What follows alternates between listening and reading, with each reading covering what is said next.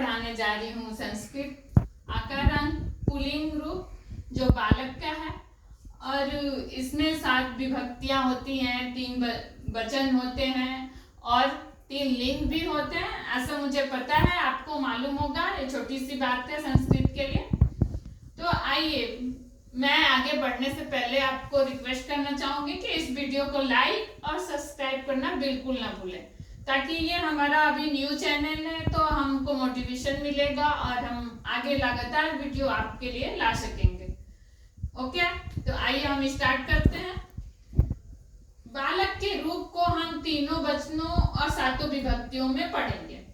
तो आइए देखते हैं। पहला एक वचन में, प्रथमा में बालका बनेगा, द्वितीया में बालकम, तृतीया में बालकेन, चतुर्थी में बालकाय, पंचमी में बालकात, षष्ठी में बालकस्य, सप्तमी में बालके, संबोधन में हे बालकम। मैं अभी 7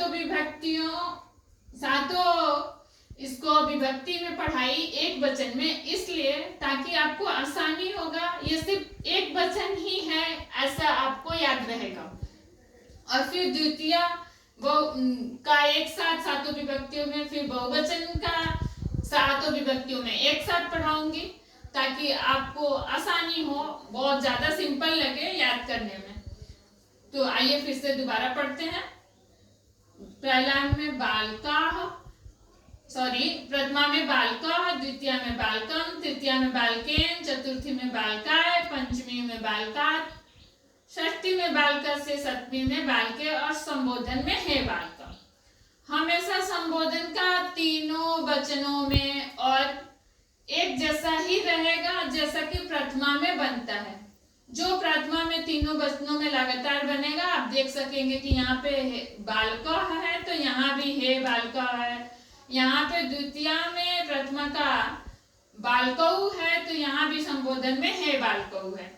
और बहुवचन में भी बालका है तो यहाँ भी हे बालका है। तो संबोधन हमको कोई याद करने जैसा चीज नहीं है, हमें प्रथमा याद रहेगा तो उसी को संबोधन में उसी लिंग उसी वचन में बोलेंगे। तो आपको ऐसा यूज करना पड़ेगा ताकि आसानी हो जाएगा। तो अब हमको सिर्फ 7 ही वचन के याद करने पड़ेंगे, 7 ही शब्द याद करने हैं। बालका, बालकम, बालकेन, बालकाय, बालकात, बालकस्य, बालके।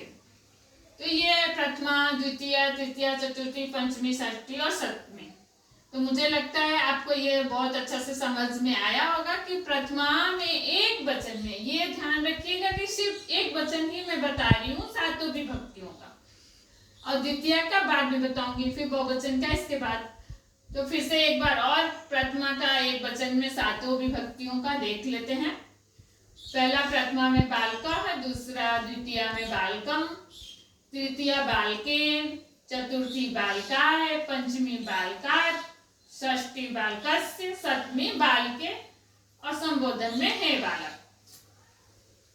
तो इसमें आपको एक सिंपली सा याद करना होगा कि बालका में विसर्ग लगता है और द्वितीय बालकम में म लग जाएगा, तो ये हमेशा द्वितीय होता है। जिस वर्ड में भी म लगा हो, वो कोई भी वर्ड हो, ज्यादातर ऐसे म लगा हुआ द्वितीय का एक वचन ही होता है।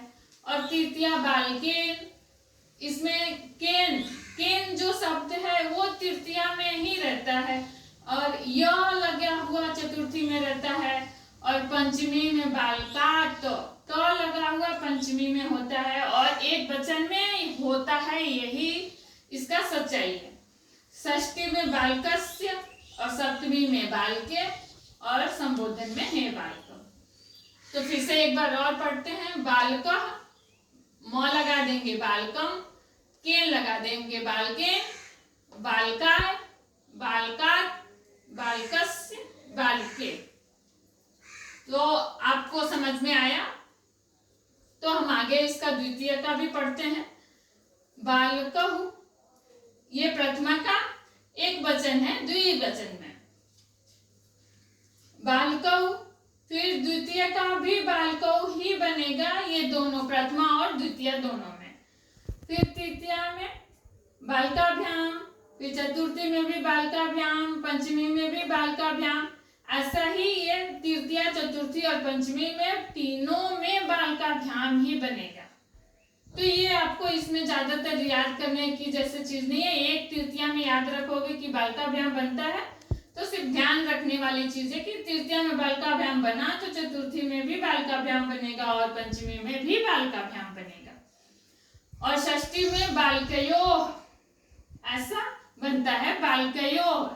द्वितीय का षष्ठी बालकयोः बनेगा और सप्तमी भी बालकयोः ही बनता है। तो दोनों षष्ठी और सप्तमी में बालकयोः बालकयोः और संबोधन में जो प्रथमा में है हे बालकः कौ, हे बालकौ, वही संबोधन में भी हो जाएगा। तो मुझे लगता है द्वितीय में सिर्फ आपको 3 वर्ड याद करना है। बालकौ याद रखोगे तो प्रथमा और द्वितीय दोनों में हो जाएगा। बालकाभ्याम याद रखोगे तो 3 में हो जाएगा, तृतीया, चतुर्थी और पंचमी।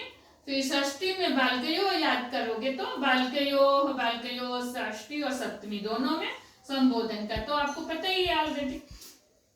तो आइए फिर से एक बार और दोहरा देती हूँ। बालकौ बालकौ, बालकाभ्याम बालकाभ्याम बालकाभ्याम और षष्ठी में बालकयोः बालकयोः हे बालकौ। तो फिर आगे बढ़ते हैं, चलिए बहुवचन को भी देख लेते हैं। अब बहुवचन प्रथमा का बहुवचन में बनता है बालकाः, फिर द्वितीया में बनता है बालकान्, तृतीया में बालकै, चतुर्थी में बालकेभ्यः, पंचमी में भी बालकेभ्यः और षष्ठी में बालकानां और सप्तमी में बालकेषु और संबोधन में हे बालका जो प्रथमा का है। तो इसमें थोड़ी सी ये याद रखने वाली चीज है कि यहाँ पे बालका हुआ है और दूसरा में बालकान। तृतीया ये बहुत पूछता है, क्वेश्चन में बालकौ पूछता है, बालकौ कौन सा वचन है और कौन सा किस विभक्ति में है। तो बालका बालकान बालकै और चतुर्थी में बालकेभ्यः, पंचमी में भी बालकेभ्यः और बालका नाम। अगर नाम बालका नाम रामणाम ऐसा कुछ शब्द हो तो उसको षष्ठी का बहुवचन है, ये सिंपल सा है, ठीक है। और बालकेषु, केषु, रामेषु ऐसे जो भी बने वो सप्तमी का संबोधन है। ये भी एक समझने वाली सिंपल सी चीज है जो सबको पता रहता है। केषु, रामेषु, भानु से ऐसे सु जो भी वर्ड सप्तमी में रहता है वो लगभग ज्यादातर जगहों में बहुवचन का होता है और सप्तमी का ही होता है और संबोधन में हे बालक। तो आइए एक बार और रिवीजन करते हैं इसको। बालकाः बालकान् बालकै बालकेभ्यः बालकेभ्यः बालकानां बालकेषु हे बालक। तो ये आप इसको 2 बार सिर्फ रिवीजन करेंगे, 2 बार मेरे पढ़ाने के बाद आप पढ़ोगे, देखना कितना सिंपल लगेगा। और एक चीज और बता दूं आपको कि ये बालका का रूप जैसा ही राम का रूप चलेगा। ऐसे राम मानो पुल्लिंग के जितने भी वर्ड होंगे ऐसे आपको पढ़ने पड़ेंगे आराम से। एक याद करोगे, पुल्लिंग के अकरंज के जितने होंगे वो सब एक जैसे चलेंगे। तो आइए एक बार और मैं बता देती हूँ आपको कि कैसे चलेंगे। जैसे बालका है तो रामा हो जाएगा, बालकम है तो रामम हो जाएगा, बालकेन है तो रामेण हो जाएगा, बालकाय है तो रामाय हो जाएगा, बालकात है तो रामात हो जाएगा, बालकस्य है तो रामस्य हो जाएगा, बालके है बालके का रामे और हे बालकः। तो बालकः बालकम तो रामः रामम रामेण रामाय रामात रामस्य रामे।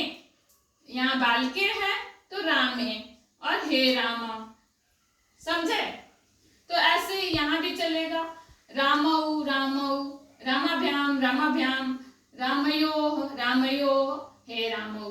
और बहुवचन में भी ऐसे ही चलेगा, रामाः रामानां रामै रामेभ्याम रामेभ्याम रामाणां रामेषु और हे रामा। ऐसे ही चलेगा, सारे शब्द पुल्लिंग के ऐसे ही चलेंगे। आप सिर्फ एक याद करो मेरे कहने से और इस वीडियो को लाइक और सब्सक्राइब जरूर करो। Thank you so much.